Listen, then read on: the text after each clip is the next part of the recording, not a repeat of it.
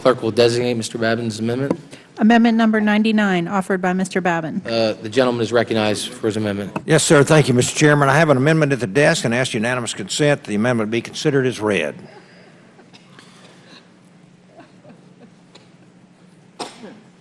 Thank you, Mr. Chairman. I will be brief. Strategic seaports, as designated by MARAD, are vitally important to both the free flow of commerce within and the national security of the United States. I couldn't be more proud of three of these ports: Beaumont, Port Arthur, and Corpus Christi, all in my home state of Texas. But there are examples all over our great country of the critical work carried out at these types of facilities, like the Port of Anchorage, which handled 20 troop deployments to Iraq and Afghanistan between 2005 and 2010 and processed more than 18,000 pieces of military equipment.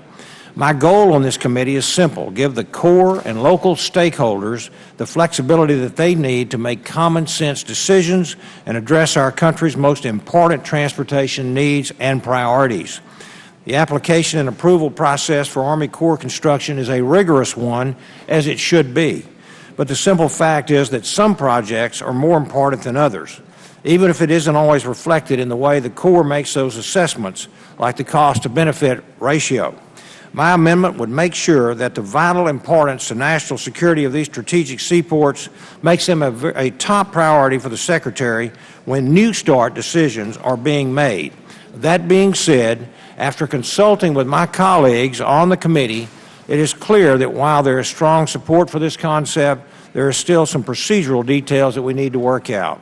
Therefore, I will be withdrawing my amendment at this time, but I will look forward to working with you, Mr. Chairman, to get something done on this as we move through the process. Thank you, and I yield back.